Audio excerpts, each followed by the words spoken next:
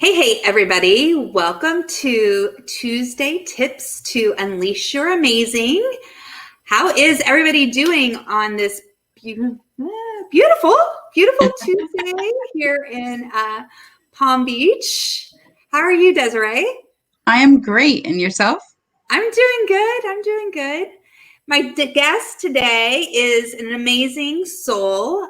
She is a wife, a mother, a financial freedom fighter. And today she's going to share some tips to unleash your amazing financial freedom. Desiree, why don't you share a little bit about who you are and what your mission is? Sure. Again, my name is Desiree, and I am with Lancaster Holistic Solutions, and we work in affiliation with New Life Financial Alliance. And our mission is to give that education to the masses. The education is not, your normal financial education of this is what's best for you. It is no, these are the options that are available to you. Which one is best suited for your life and your financial future, no matter what that looks like. So that is our mission, is to truly educate and put the power back in your hands so that you can start small, dream big, and begin immediately, creating that financial future for yourself.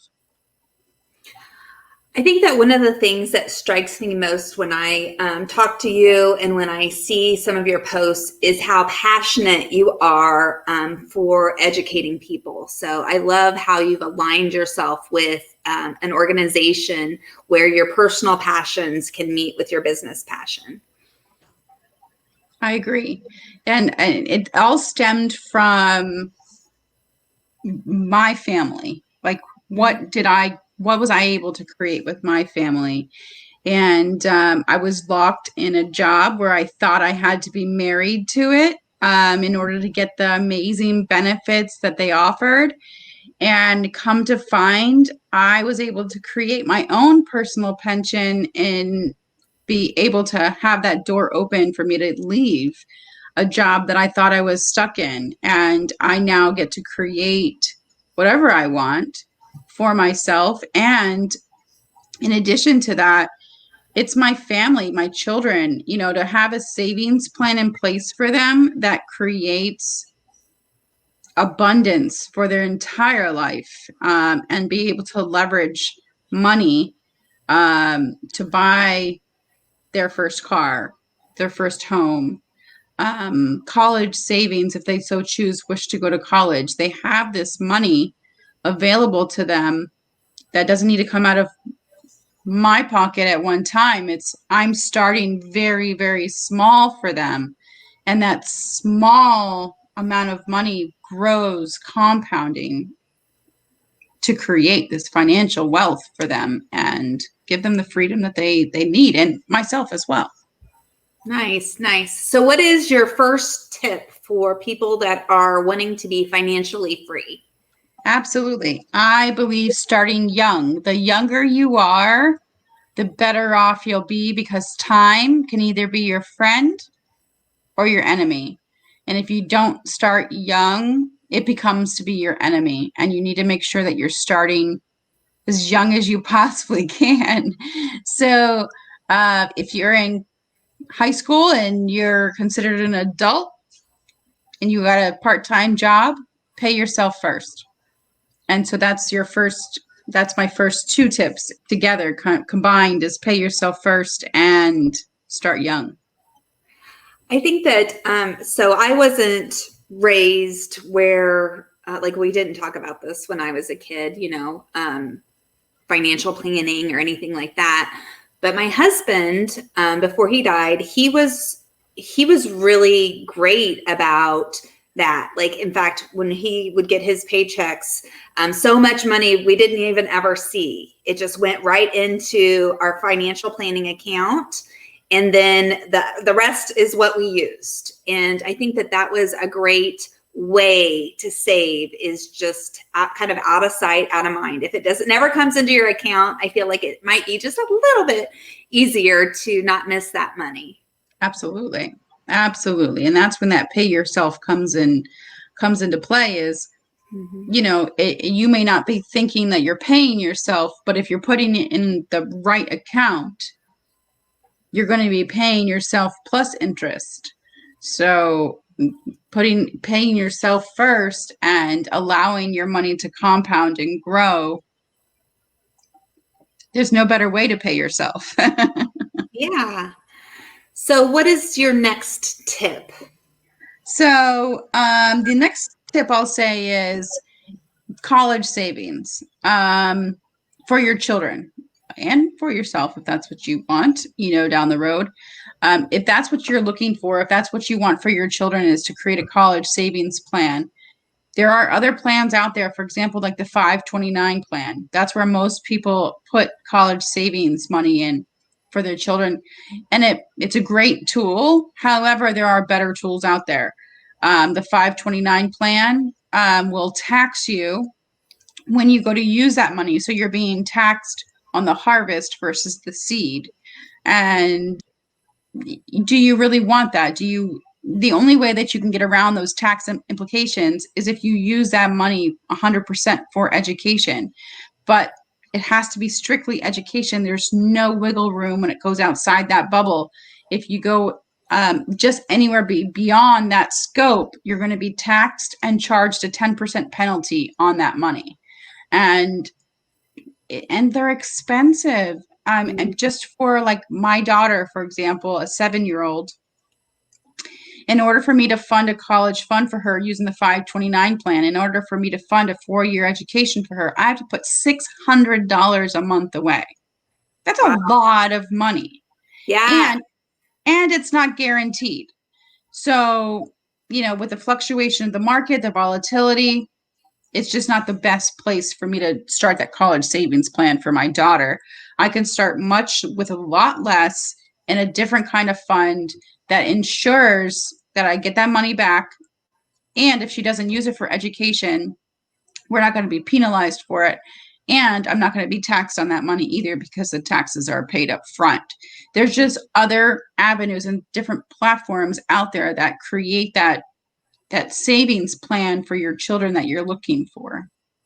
That's why it's really important to talk to somebody who is an advisor and also maybe does like have kids and is focused on like planning for their future and making sure that I always like to, in a lot of ways, I always like to get advice from people that are similar, but also maybe further down the road in some ways than I am. So this is very timely with my son getting ready to go to college next year.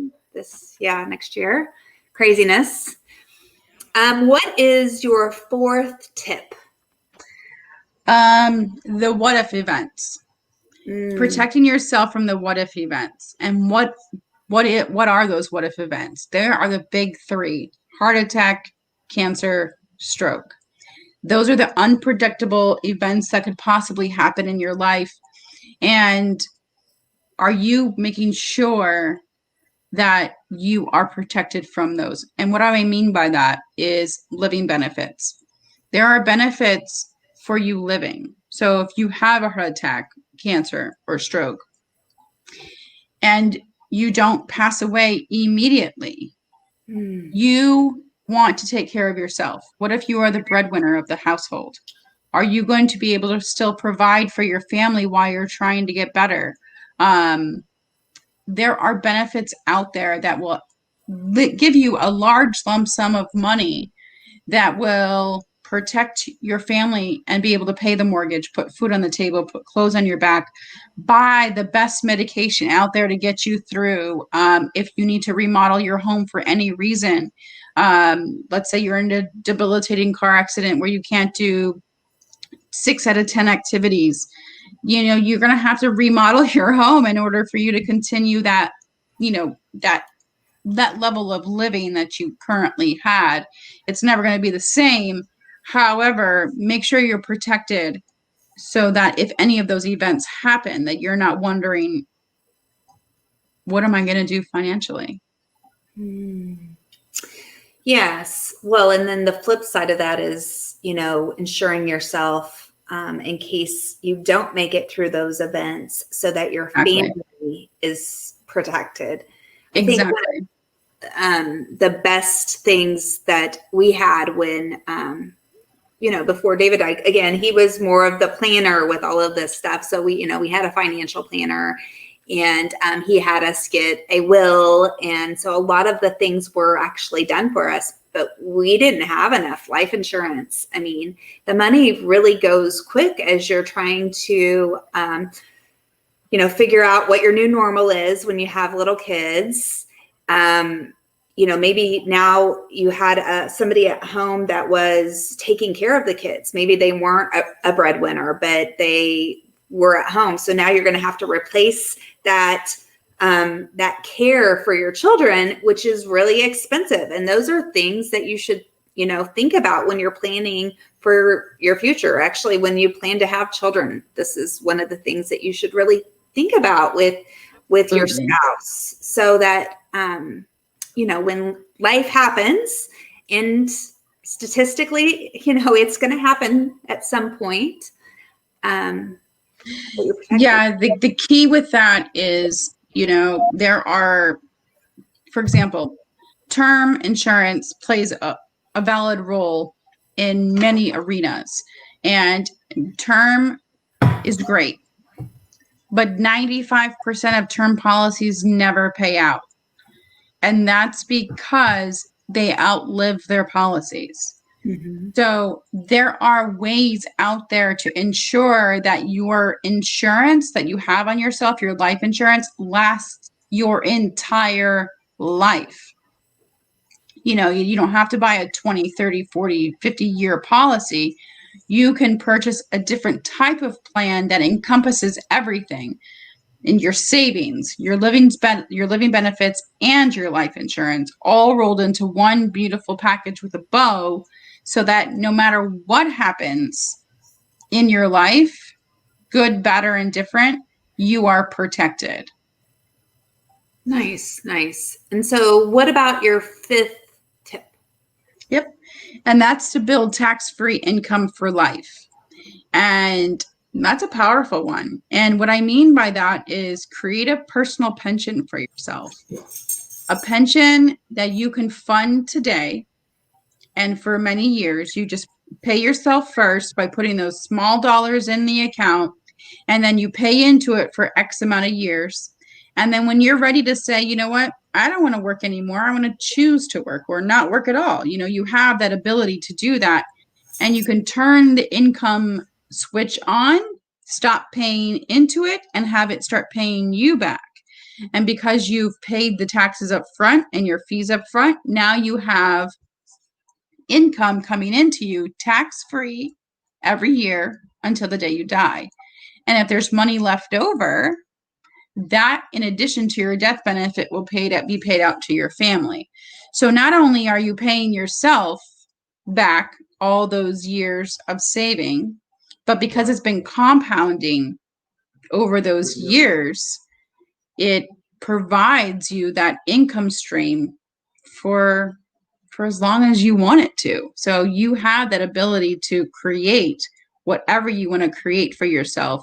And you can just start small, and then you can build that income over the years and create that stream so that you can have the option to retire when you so wish, and not be penalized for saying, you know what, I'm not going to wait till I'm 60 years old to retire. I want to retire when I'm 45. You have the power to do that and not be penalized for it. I love that. That's great. It's a great plan, especially if you're able to start young and really grow it. Absolutely. What else? Do you have anything else that you would like to share? Yeah. So the point is to always of course, to spend less, save more, and always invest. But make sure wherever you're investing your money is the safest place, or if you like being risky, let's explore some of the riskier options.